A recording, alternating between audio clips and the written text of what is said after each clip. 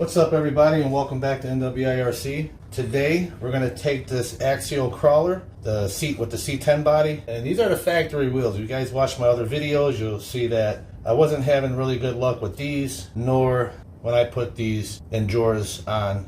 I even tried in that video where I used the WD-40. I probably should let them soak for at least 7 days or more, I guess. Some of my subscribers were mentioning that. Maybe that's a possibility. I will do that. I mean, they are sharp looking. These INJORAs are also the same size, pretty much as a stock one. There's not much difference, maybe just a hair wider, maybe. But I bought these because they said that they are direct fit.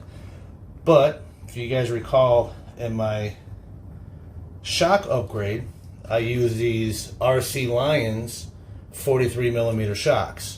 They're in the stock locations. Some of you guys were commenting saying that I should relocate, possibly move the shocks somewhere else. I don't know. For right now, I'm just going to keep them in the factory position. So today we're going to take these NWI Beadlocks that I purchased, and thought they're a great price. I think it would give it a good look. And messing around with them out of the box, they do have foam in them. These have foam in them as well, but I'm not sure how to break down the tire. I don't know, some people say maybe in the oven, I'm not sure. Other than that, these will come apart. I'll show you the difference here. The stock ones, there is no foams, and these there are. Let me see, I already took one apart and took the foam out, and as you can see, I think I'm going to like them without the foam. Let's go ahead, and you're going to need a 1.5mm hex along with your 4.0 box end, and that will be to remove the tires. So what I want to do here is I already got one of these done right here. These screws here come pre-installed. When I received these tires, they all four came in a bag. There wasn't any name on it or nothing. I'm assuming keep cost down on packaging, because these things were pretty decent priced. So I'm just going to take these apart here and show you how I get these done. Oh, these also come with a bag of screws.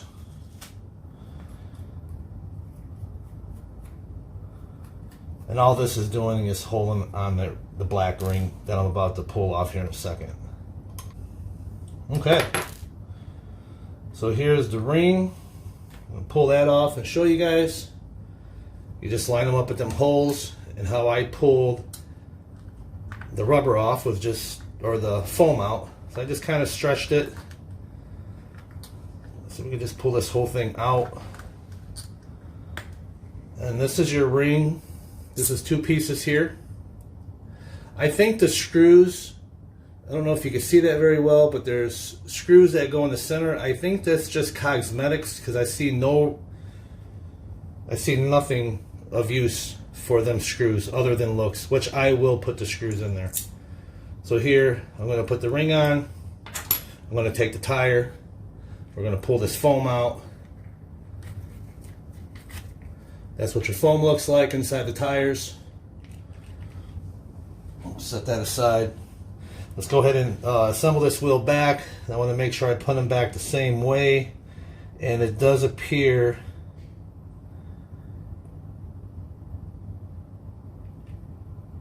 that it doesn't matter. It doesn't matter which side you put it on. It's going to be the same. At least the lettering says the same on each side. And it's not a directional tire. I don't see no arrows, and looking at it closely, yeah, it's not a directional tire, so we're fine to put this on any way you'd like. So we're going to put these two pieces back together here. We're going to slip the ring in like so, and you're going to want to bump the bead of the tire right up against the rim there. You'll see, 1 second.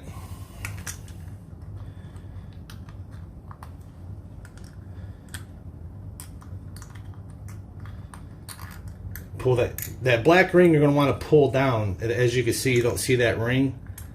black sleeve that I had. You want to get the bead on the back side of that copper, whatever you want to call it, and then when you put it together, it will smash it down. And then for the fronts, basically, just get it down.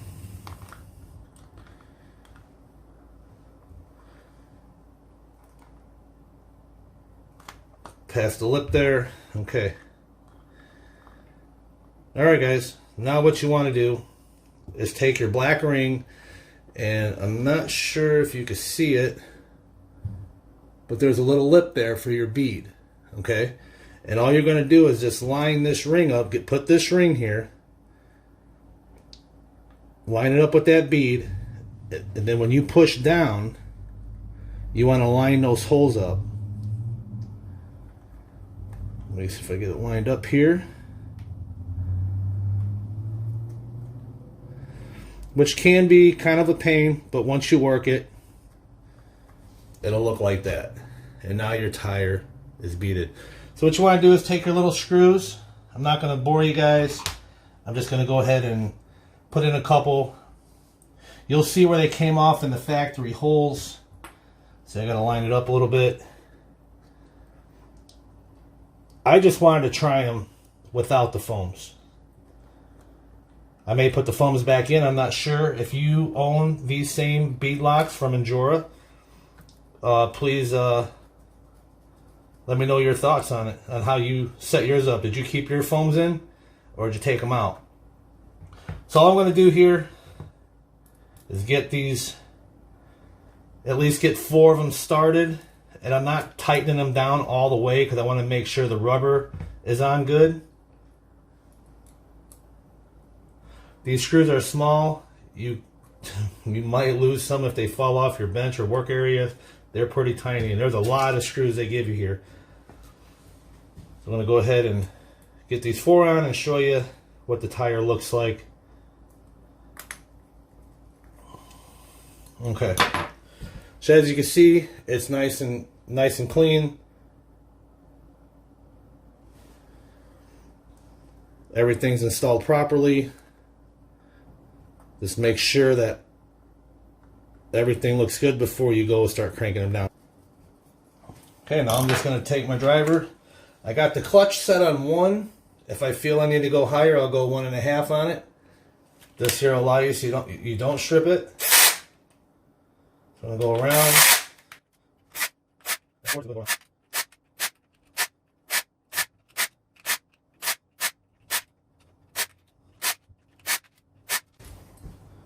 You definitely don't want to go start them with a drill because you could potentially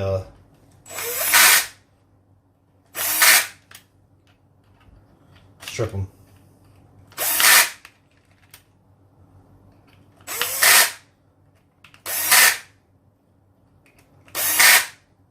Okay, done deal. That is what the finished product will look like. I think it looks pretty good. That, you know, them screws can also add that little bit more weight to keep your weight down. You guys know, I'll take these tires off in a second. I want to finish these off, and I'll return when I get ready to install these tires.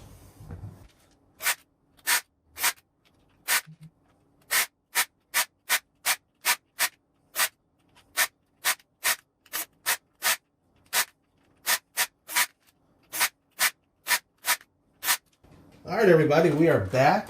I have all the wheels completed, and believe it or not, not one of those Allen screws stripped at all. All the threads stayed in contact.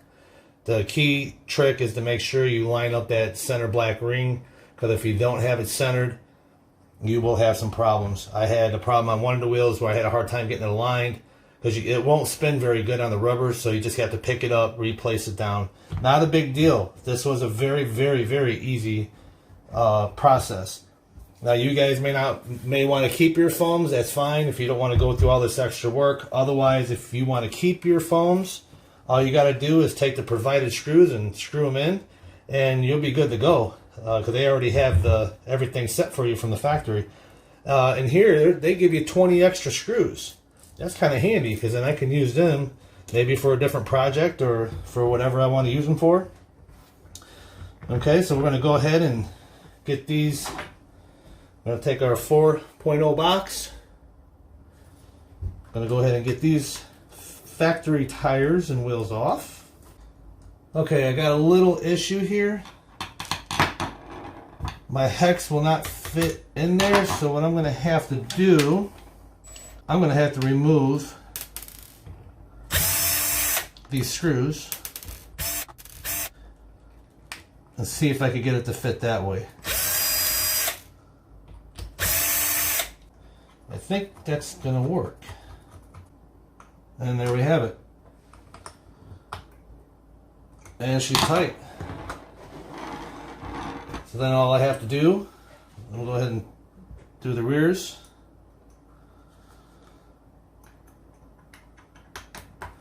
See, it's not going to work. I got to pull these screws out.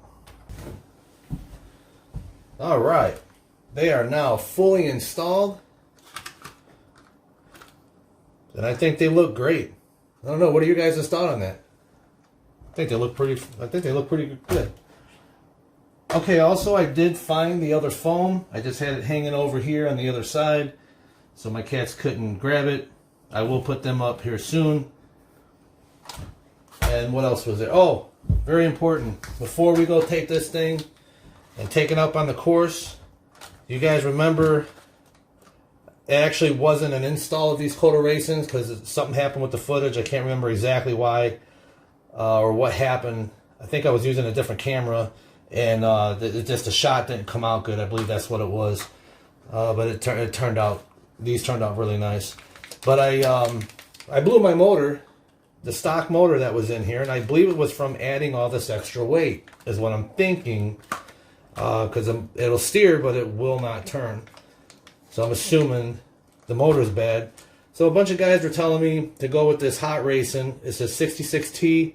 It's got 11 tooth gear on it.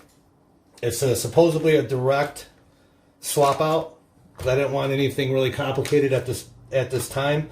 And we get to test out the hot racing motor with all this extra stuff that was put on this thing. All right, everybody. So you go ahead and comment your thoughts below. What do you think about these tires and wheels? I think they look great. I'm not sure if they're going to perform as good as they look. We're going to try this hot racing motor. Get this thing slapped in here. That'll be in another video. That will actually be my next video for the C10 is the motor install. I've never done it before, so it's ought to be interesting. And stay tuned and have a great day.